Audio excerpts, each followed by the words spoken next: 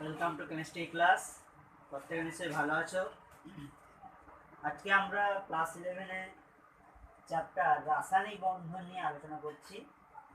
আমরা রাসায়নিক বন্ধনে আগের ক্লাসে আলোচনা করেছি যে রাসায়নিক বন্ধনের মধ্যে স্পেশাল টাইপ অফ বন্ড অর্থাৎ আয়নিক বন্ড কীভাবে তৈরি হয়, আয়নিক বন্ডে কী কী এনার্জি টার্ম রিলেটেড, কীভাবে আয়নের যৌগ স্থায়িত্ব লাভ করে, সেগুলো নিয়ে আমরা আগের ক্লাসে আলোচনা করেছি। আজকে আমরা যেটা আলোচনা করবো সেটা হচ্ছে ল্যাটিস এনথালপি বা জালক শক্তি। তো আজকে আমাদের আলোচনার বিষয় হচ্ছে ল্যাটিস এনথালপি বা জালক শক্তি জিনিসটা কি।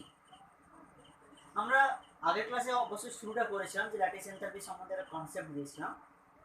সেই কনসেপ্টটা আরেকবার আমি আলোচনা করছি। ল্যাটিস এনথালপি বলতে কি বোঝায় না, এটা একটা গ্যাসীয় ক্যাটায়ন ও একটা গ্যাসীয় অ্যানায়ন, একটা গ্যাসীয় ক্যাটায়ন ও একটা গ্যাসীয় অ্যানায়ন যখন পরস্পর যুক্ত হয়ে 1 গ্রাম ফর্মুলা পরিমাণ কোনো আয়নীয় কেলাস উৎপন্ন করে, 1 গ্রাম ফর্মুলা পরিমাণ আয়নীয় কেলাস হচ্ছে সলিড বা কঠিন পদার্থ, তাই একটা এস লিখেছে। 1 গ্রাম ফর্মুলা পরিমাণ কোনো আয়নীয় কেলাস তৈরি করে, তখন যে এনার্জি রিলিজ করে বা যে এনার্জিটাকে মুক্ত করে, সেই এনার্জিটাকে বলা হয় ল্যাটিস শক্তি বা জালক শক্তি। এটাকে আমরা কি দিয়ে প্রকাশ করি? ইউ অক্ষর দিয়ে। তাকে বলা হয় ল্যাটিস শক্তি বা জালক শক্তি। তাহলে ক্যাটায়ন, গ্যাসীয় অ্যানায়ন পরস্পর যুক্ত হয়ে 1 গ্রাম ফর্মুলা পরিমাণ কোনো আয়নীয় কেলাস উৎপন্ন করতে যে কোনো শক্তির মুক্তি ঘটে বা শক্তি রিলিজ হয়, তাকে বলা হয় ল্যাটিস এনার্জি বা জালক শক্তি। ল্যাটিস এনার্জি দুটো বিষয়ের উপর নির্ভর করে। দ্যাট ইজ ইউ নির্ভরশীলতা।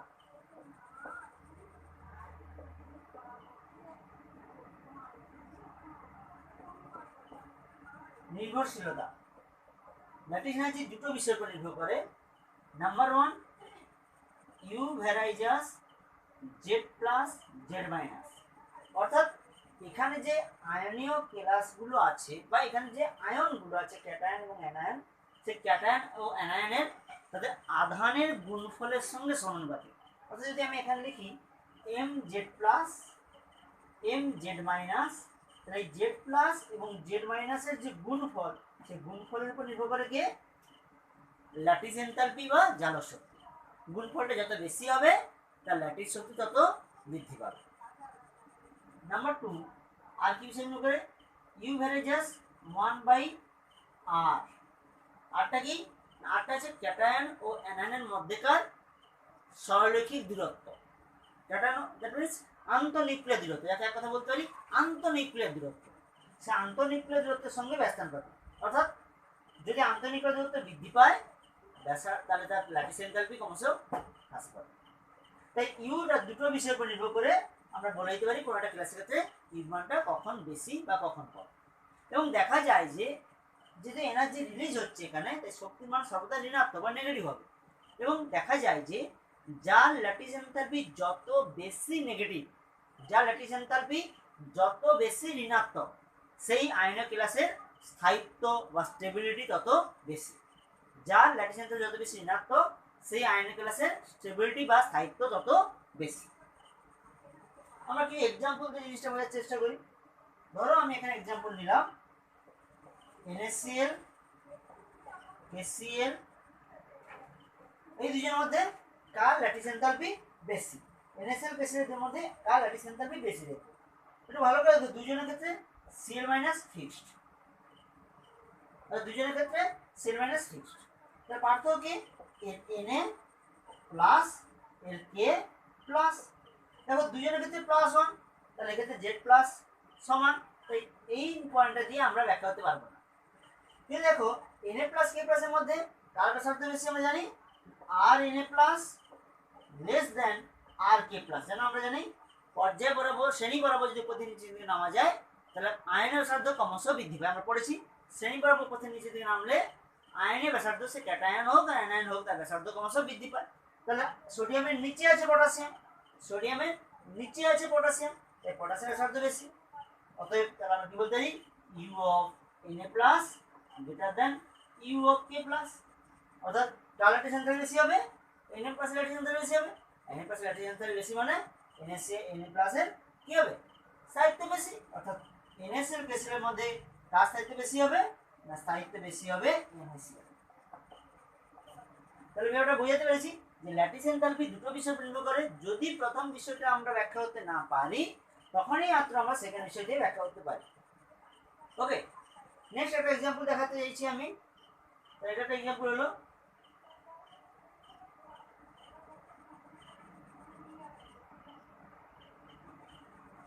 নেক্সট একটা এক্সাম্পল আমি দেখাতে চাইছি।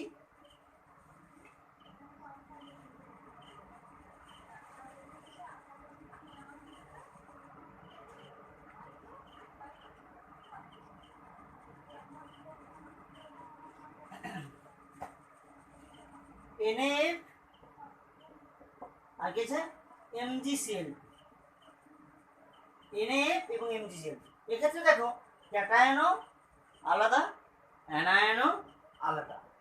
যদি ক্যাটায়ন দিয়ে ভাবি তাহলে আর Na প্লাস, যদি ক্যাটায়ন দিয়ে ভাবি আর প্রথম চার্জ তাহলে Na প্লাস 1 Mg প্লাস 2, কেন বাকি এর মাইনাস 1 এর minus 1, sodium plus 1 magnesium plus 2, যদি এর M মাইনাস এর S মাইনাস Cl মাইনাস দুজনে মাইনাস 1, অথবা ওটা দেখে লাভ নেই। তাহলে তাহলে কি দেখতে পাচ্ছি না Na প্লাসের ক্ষেত্রে প্লাস 1 আর Mg2 প্লাসের ক্ষেত্রে প্লাস 2। তাহলে চার্জ কার বেশি, কার চার্জ বেশি না চার্জ বেশি Mg2 প্লাস। তাহলে যার চার্জ বেশি তার কি ল্যাটিস এনথালপি বেশি। আবার যদি ব্যাসার্ধ যদি দেখি তাহলে কি দেখবো Rm minus less than RCl minus. তাহলে ব্যাসার্ধ দিতে দেখলে তখন কার ব্যাসার্ধ বেশি RCl মাইনাসে, তো ল্যাটিস এনথালপি কার বেশি M মাইনাসে। তো এক্ষেত্রে that implies U M minus greater than U Cl minus. That implies U Na plus less than U Mg2 plus. তাহলে আমি যদি আধান দিয়ে ভাবি তাহলে তখন কার বেশি হচ্ছে Mg2 প্লাসের বেশি হচ্ছে।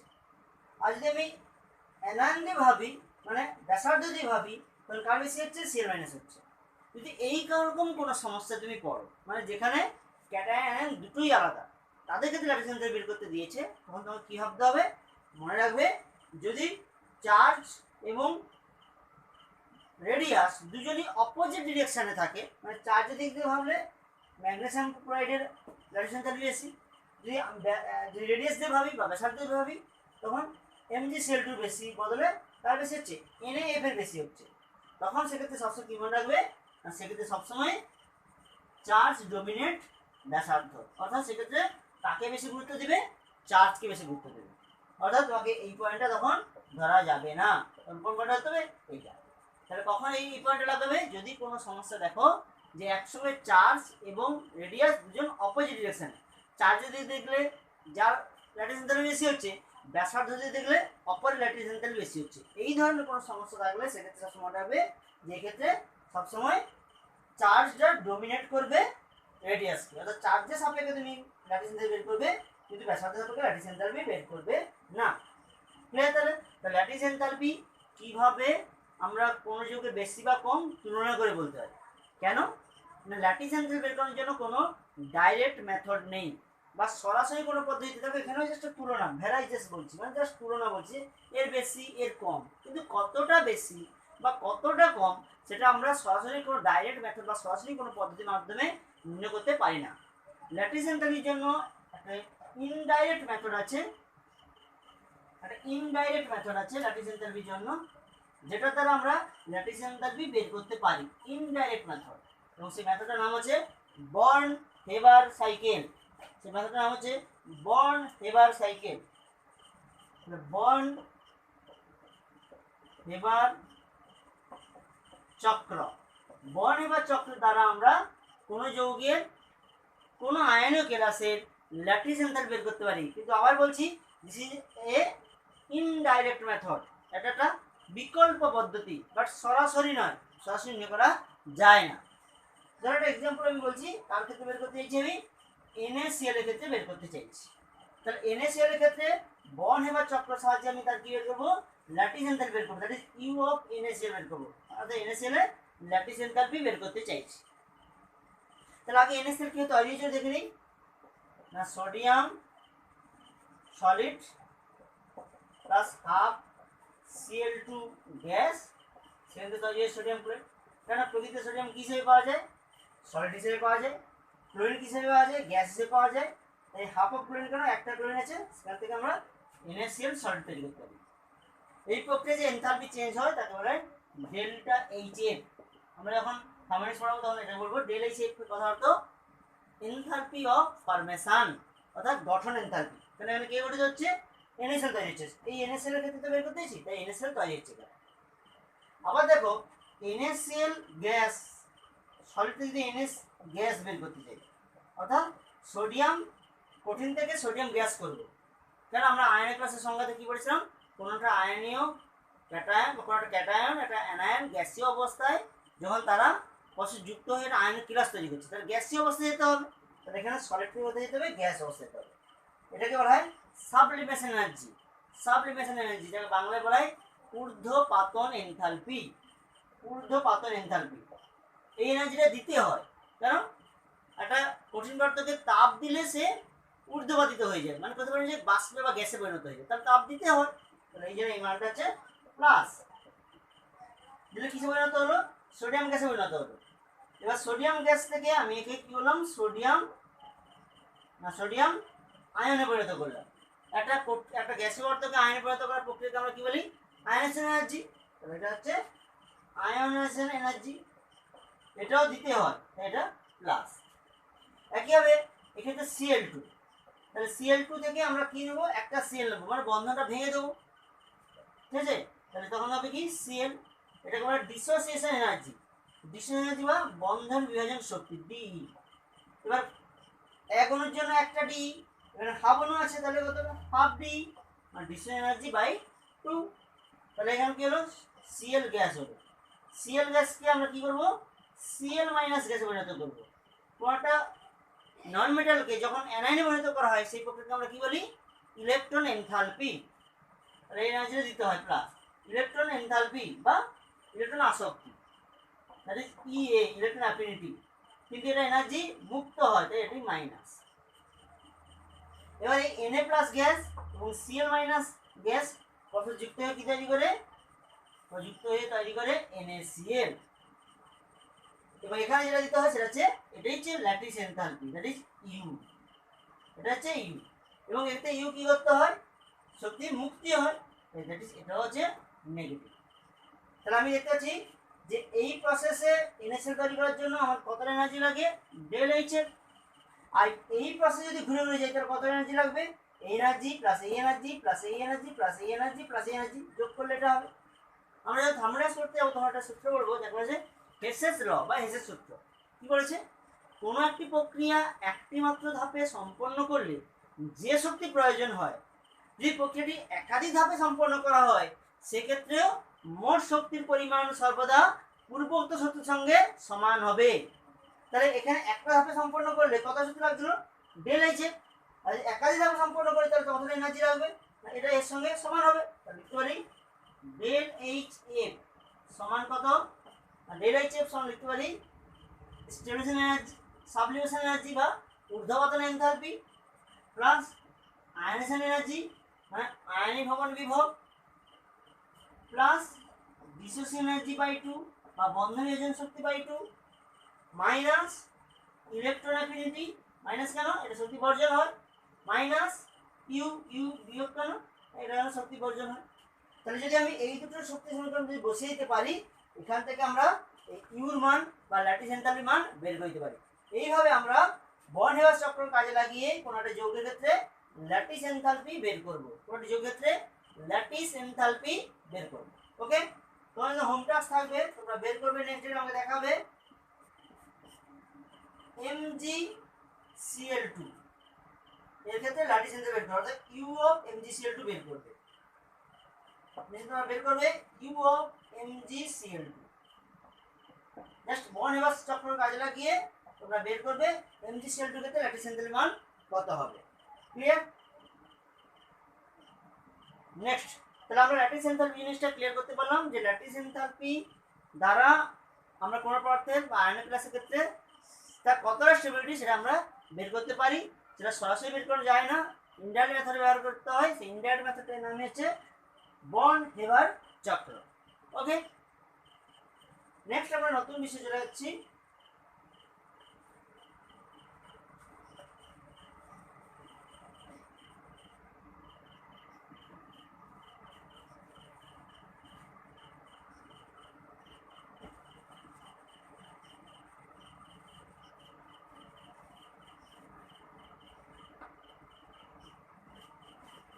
নতুন বিষয় যেটা বলছো বা নতুন বন্ধন যেটা বলছি সেটা হচ্ছে second bond, that is covalent bond বা সমযোজী বন্ধন।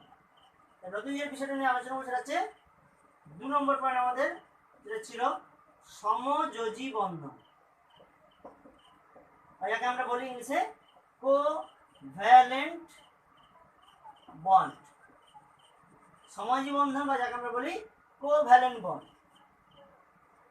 সমযোজী বন্ধন বা যাকে আমরা বলি কোভ্যালেন্ট বন্ড। আমি জাস্ট একটা এক্সাম্পল দিয়ে দেখাচ্ছি কোভ্যালেন্ট বন্ড কি আমরা ক্লাস 10 করেছিলাম। ধরো H2, H এর বহিস্থ কক্ষে একটা ইলেকট্রন থাকে, H এর বহিস্থ কক্ষে একটা ইলেকট্রন থাকে, কিন্তু কারোরই অষ্টক পূর্তি হয়নি। অর্থাৎ ইলেকট্রন যদি গ্রহণ করুক আর বর্জন করুক যাই করুক না কেন কারোরই অষ্টক পূর্তি হবে না। কারণ এই যদি একে দিয়ে দেয় তাহলে এর অষ্টক পূর্তি হবে, কিন্তু এর হবে না। আর এই যদি একে দিয়ে দেয় এর হবে না, কিন্তু এর হবে। অর্থাৎ দুজনের একসঙ্গে অষ্টক পূর্তি হবে না, যেটা আমরা আয়নের বন্ধন দেখছিলাম। তখন এরা কি করবে, এরা ইলেকট্রনটাকে একটা সাম্য দূরত্বে নিয়ে যাবে, অর্থাৎ দুজনের মাঝামাঝি একটা জায়গায় নিয়ে যাবে। ফলে কি দেখা যাবে, কি দেখতে পাবো আমরা, এ এবং এই মাঝামাঝি ডিস্টেন্সে দুটো গেল, এই ইলেকট্রনটাকে দুজনই সমভাবে ব্যবহার করবে। এটাকে আমরা বলি সমযোজী বন্ধন। যতটি ইলেকট্রন জোড় থাকবে তত যোজী বন্ধন হবে। যদি একটি ইলেকট্রন জোড় এখানে আছে তাই এটা একযোজী বন্ধন, আর যদি দুটো ইলেকট্রন জোড় থাকে তাহলে দ্বিযোজী বন্ধন, যদি তিনটে ইলেকট্রন থাকে ত্রিযোজী বন্ধন বলা হয়। দ্যাট ইজ এটাকে বলা হয় লুইস ডট সংকেত। এইভাবে আমরা ক্লাস 10 শিখেছিলাম কিভাবে কোভ্যালেন্ট তৈরি করতে হয়। ওকে, তাহলে কোভ্যালেন্ট বন্ড মানে আমরা একটা জিনিস বুঝতে পারছি, কোভ্যালেন্ট বন্ড মিন্স ইলেকট্রনের অভিলেপন। এইটা আমি যখন পর্যায়ে পড়াচ্ছিলাম তখন অনেকেরই কাছে কোশ্চিন ছিল, তোমরা অনেকে লিখে পাঠিয়েছিলে আমাকে যে স্যার অভিলেপন বা ওভারল্যাপিং জিনিসটা কি। যে এই যে ওভারল্যাপিং, দেখো একটু ভালো করে বোঝার চেষ্টা করো। এই ইলেকট্রনটা একভাবে কেউ অষ্টপূর্তি করতে পারছিল না বা কেউ অষ্টপূর্ণ হচ্ছিল না, কিন্তু এই ইলেকট্রনটা আর এই ইলেকট্রনটা দুজন একে অপরের সঙ্গে এক জায়গায় সম্মিলিত হলো বা একটা জায়গায় মিলে গেল। ফলে কি হচ্ছে, তখন তারা ইলেকট্রনগুলো অভিলেপন করতে, তখন ইলেকট্রনগুলো কিন্তু বন্ধন গঠন করতে পারছে এবং অষ্টপূর্তি হচ্ছে। এই একটা পরমাণুর কক্ষকের সঙ্গে আর একটা পরমাণুর কক্ষকের যে সম্মিলিত রূপ তাকেই বলা হয় ওভারল্যাপিং বা অভিলেপন। এবং দেখা যায় যে এই এক্সটেন্ট অফ ওভারল্যাপিং বা অভিলেপন অঞ্চলটা যত বেশি হবে তত তার, দ্যাট মিনস এটা হচ্ছে অভিলেপন অঞ্চল। দেখা যায় যে এই এক্সটেন্ট অফ ওভারল্যাপিং বা অভিলেপন অঞ্চলটা যত বেশি হবে তার বন্ধন শক্তি তত বেশি হবে। তাহলে এটাই ছিল আমাদের ক্লাস 10 কনসেপ্ট অনুযায়ী সমযোজী বন্ধন। আমরা এই কনসেপ্টটা একটু মডিফাই করে নিচ্ছি ক্লাস 11 এসে। তাহলে সমযোজী বন্ধন মিন্স হচ্ছে অভিলেপন। অভিলেপন কিসের অভিলেপন? কক্ষকের অভিলেপন। তাহলে সমযোজী বন্ধন মানেই কথার অর্থ কি, কক্ষকের অভিলেপন। সমযোজী বন্ধন কথার অর্থ হচ্ছে কক্ষকের অভিলেপন। এবং দেখা যায় যে অভিলেপন অঞ্চলটা যত বেশি হবে তার বন্ধন শক্তি তত বেশি হবে। তাহলে অভিলিপ্ত অঞ্চলের বৃদ্ধির সহিত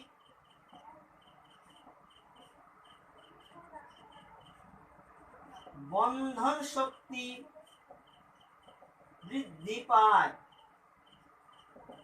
যত আমি অভিলেপনটা স্ট্রঙ্গার করব, যত অভিলেপনটা ভালো হবে তত তার কিন্তু স্টেবিলিটি বা স্থায়িত্ব ক্রমশ বৃদ্ধি পাবে। তাহলে এটাই ছিল আমাদের সমযোজী বন্ধন। তাহলে আমাদের এই দুটো কনসেপ্টের উপর নির্ভর করে আমরা দেখতে পাচ্ছি যে আয়নীয় বন্ধনটা আলাদা বিষয় এবং সমযোজী বন্ধনটা আলাদা বিষয়। আয়নীয় বন্ধন মানে এখানে একটা মেটাল নন মেটাল আছে এবং যেখানে কি হয় একজন ইলেকট্রন বর্জন করে দ্যাট মিনস ডোনার, আর একজন ইলেকট্রন গ্রহণ করে দ্যাট মিনস অ্যাকসেপ্টার। এবং এর ফলে তাদের মধ্যে একটা ইলেকট্রোস্ট্যাটিক অ্যাট্রাকশন বা কুলম্ব বলের সৃষ্টি হয়, তার ফলে যৌগ তৈরি হয়। কিন্তু সময় যৌগের ক্ষেত্রে কি বললো, এখানে কেউ দাতা বা কেউ গ্রহীতা নেই, দুজনই দাতা এবং দুজনেই সেই ইলেকট্রন জোটটাকে অভিলিপ্ত করে দুজনেই সমানভাবে ব্যবহার করছে। তাহলে এই দুটো হচ্ছে পৃথক কনসেপ্ট, একটা সময় যেটা তড়িৎযোজী বা আয়নবদ্ধ। অর্থাৎ আমরা বলতে পারি যে কিছু যৌগ তড়িৎযোজী হয়, কিছু যৌগ সমযোজী হয়, দুটো পৃথক ধারণা। কিন্তু তৎকালীন সময়ে একজন সায়েন্টিস্টের কথা বলতে হয় যার নাম ফাজান।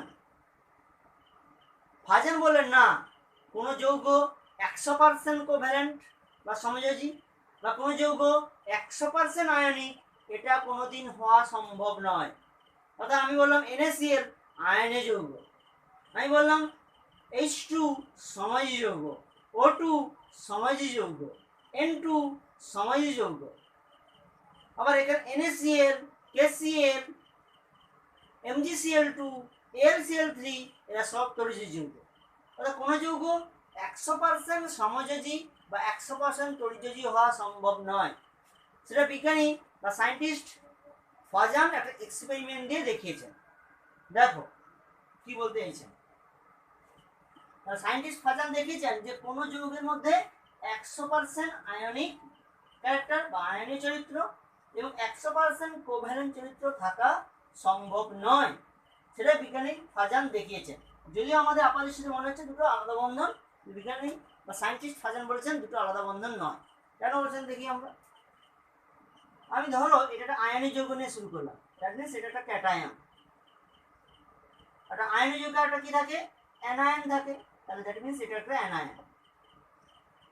তাহলে যখন একটা আয়নীয় কেলাসে একটি ক্যাটায়ন আর একটা অ্যানায়ন তারা সাম্য দূরত্বে আসে, মানে যেখানে তাদের মধ্যে অ্যাট্রাকশন বা আকর্ষণ বল সৃষ্টি হতে পারে সেরকম দূরত্বে আসে, তখন কি হয় না, তখন হয় ক্যাটায়নের নিউক্লিয়াস ও অ্যানায়নের নিউক্লিয়াস দ্বারা বিকর্ষিত হয়। কারণ আমরা সবসময় জানি ক্যাটায়ন নিউক্লিয়াসও প্রোটন থাকে আর অ্যানায়নের নিউক্লিয়াসে প্রোটন থাকে, তাই দুজনের নিউক্লিয়াস দ্বারা বিকর্ষিত হয়।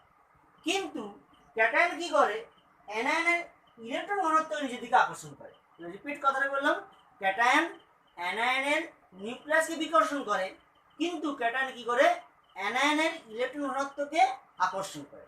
তাহলে আমরা কি দেখতে পাবো, দেখতে পাবো যে দুজনের স্থান একই থাকবে, দুজন পরস্পর থেকে দূরে চলে যাবে না বা কাছে চলে আসবে না, স্থান একই থাকবে, কিন্তু কি হবে না, ক্যাটায়ন অ্যানায়নের ইলেকট্রন ঘনত্বকে নিজের দিকে আকর্ষণ করে নিচ্ছে।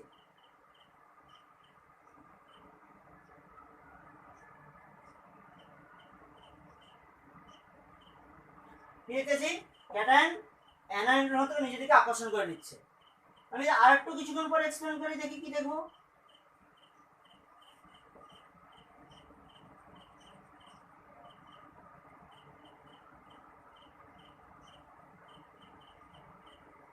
ঠিক আছে, ক্যাটায়ন অ্যানায়নের ঘনত্বকে পুরোপুরি নিজের দিকে আকর্ষিত করে নিয়েছে এবং যে অঞ্চলটাই পাচ্ছি এটাকে বলা হয় অভিলিপ্ত অঞ্চল।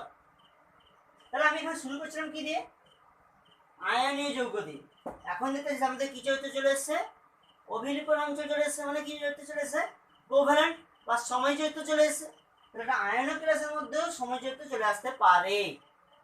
ঠিক আছে, এটা কেন হচ্ছে এরকমই না, এখানে কি হচ্ছে, ক্যাটায়ন অ্যানায়নের ঘনত্ব নিজে আকর্ষণ করছে, এই যে ক্ষমতা দিয়ে আকর্ষণ করে তাকে বলা হয় পোলারাইজিং পাওয়ার,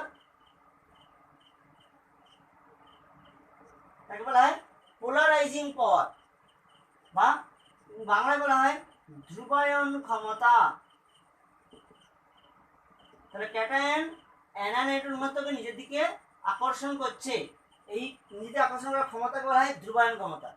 ঠিক সাইমালটেনিয়াসলি অ্যানায়নের ঘনত্ব কি হচ্ছে, বিকৃত হচ্ছে, এই বিকৃত হওয়াকে বলা হয় ধ্রুবায়ন বা পোলারাইজেশন। এবং এই ঘটনাটিকে বলা হচ্ছে, টোটালি ঘটনাটিকে বলা হচ্ছে ধ্রুবীয়তা বা পোলারাইজেবিলিটি। আমরা কি দেখলাম যে কোন একটা ক্যাটায়ন ও একটা অ্যানায়ন যখন তার সাম্য দূরত্বে থাকে তখন ক্যাটায়ন কি করে, তার ধ্রুবায়ন ক্ষমতার দ্বারা অ্যানায়নের নিউক্লিয়াসকে বিকশিত করলেও তার বহিস্থ অক্ষের ইলেকট্রন জোড়কে নিজের দিকে আকর্ষণ করে। এর ফলে দেখা যায় যে তার অ্যানায়নের আকারে ডিফর্ম ঘটে বা বিকৃত ঘটে, এবং দেখা যায় যে অ্যানায়নে ইলেকট্রন তারা ক্যাটায়ন ইলেকট্রন দ্বারা আকর্ষিত হয়ে তাদের অভিলিপ্ত অঞ্চল খুঁজে পাওয়া যায়। ওকে, একেই বলা হচ্ছে অভিলেপন। এইভাবে একটা আয়ন যৌগের মধ্যে আমরা কি চরিত্র দেখতে পেলাম না, সময় চরিত্র দেখতে পেলাম। তাহলে এখানে একটা জিনিস আমাদের কাছে ক্লিয়ার হয়ে গেছে, যার ধ্রুবণায়ন ক্ষমতা যত বেশি সে তত বেশি কি করবে, ইলেকট্রনের অভিলেপন করবে, মানে তার ধ্রুবীয়তা তত বেশি হবে। তাহলে অ্যানায়নের ধ্রুবণায়ন ক্ষমতা বাড়লে কি হয় না, ধ্রুবীয়তা ক্রমশ বৃদ্ধি পায়। এই ধ্রুবণায়ন ক্ষমতাকে মাপা হয় একটা রাশি দ্বারা, যাকে বলা হয় আইই বা আয়নীয় বিভব। সেটা হচ্ছে আয়নীয় বিভব, এটা হচ্ছে আয়নীয় বিভব। আয়নীয় বিভব সমান হচ্ছে ক্যাটায়নের আধান বাই ক্যাটায়নের ব্যাসার্ধ। তাহলে আয়নীয় বিভবটা কি, যাকে আমরা ফাই অক্ষরে সূচিত করি, ফাইটা কি না ক্যাটায়নের আধান বাই ক্যাটায়নের ব্যাসার্ধ। এই ফাইয়ের মান যত বাড়বে তার ধ্রুবণায়ন ক্ষমতা কোনো একটা ক্যাটায়নের তত বাড়বে। ফাইয়ের মান বাড়লে ধ্রুবণায়ন ক্ষমতা বাড়বে, ধ্রুবণায়ন ক্ষমতা বাড়লে সময় চরিত্র বৃদ্ধি হবে। তারপর একটা আয়নিক ক্লাসের মধ্যে সময় চরিত্র কি ভাবে বৃদ্ধি পাবে সেটা আমরা এই ছবির মধ্যে দেখাতে পাচ্ছি, যে যার আয়নিক বিভব যত বেশি তার ধ্রুবণায়ন ক্ষমতা বেশি, আর ধ্রুবণায়ন ক্ষমতা বাড়লে তার সময় চরিত্র ক্রমশ বৃদ্ধি পাবে। এই যে আয়নিক বিভব কখন বাড়বে, এর ফলে ধ্রুবণায়ন ক্ষমতা বৃদ্ধি হবে, এর ফলে কোনো আয়নিক ক্লাসের মধ্যে সময় চরিত্রের বিকাশ ঘটবে, সেটা বিজ্ঞানী ফাজান বা সায়েন্টিস্ট ফাজান একটা সূত্রে তারা দিয়েছেন, যাকে বলা আমরা বলি ফাজানের সূত্র। তো এখন আমাদের এটা জানতে হবে, সেটা হচ্ছে ফাজানস ল বা ফাজানের সূত্র জানতে হবে। দেখে নিই ফাজানস ল কি বলেছে।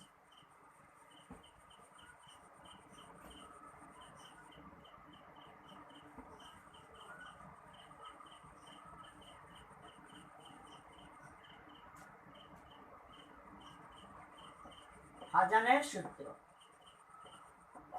ফাজানের চারটা সূত্র আছে। ফার্স্ট বা প্রথম সূত্র কি বলছে, প্রথম সূত্র কি বলছে, বলছে ক্যাটায়নের ব্যাসার্ধ যত কম হবে কোন যৌগের মধ্যে সময় চরিত্র তত বৃদ্ধি পাবে। তাহলে কি বলেছে, ক্যাটায়নের ব্যাসার্ধ হ্রাস পেলে কি হবে, ক্যাটায়নের ব্যাসার্ধ হ্রাস পেলে কি হবে না, সময় চরিত্র ক্রমশ বৃদ্ধি পাবে। অর্থাৎ কোনো একটা আয়নিক ক্লাসের মধ্যে সময় চরিত্র কখন বৃদ্ধি হবে না, তার ক্যাটায়নের ব্যাসার্ধ যত হ্রাস পায়। নাম্বার 2 দ্বিতীয় সূত্র কি বলছে,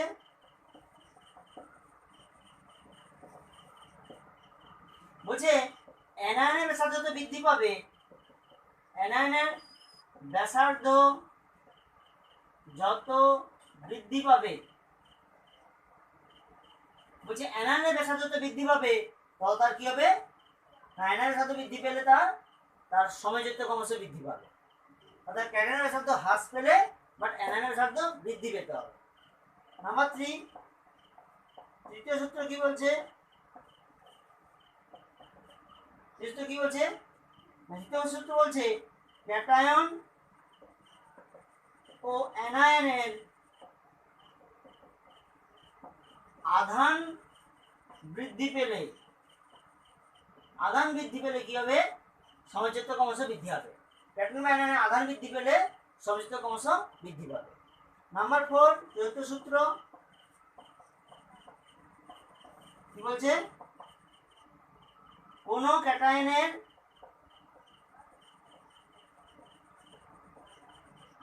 বহিস্থ কক্ষে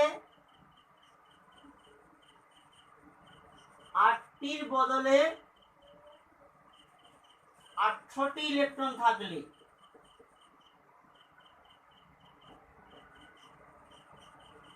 8টির বদলে যে 18টি ইলেকট্রন থাকে তার সময় চরিত্র ক্রমশ বৃদ্ধি হবে। 8টির বদলে যে 18টি ইলেকট্রন থাকে তার সময় চরিত্র ক্রমশ বৃদ্ধি হবে।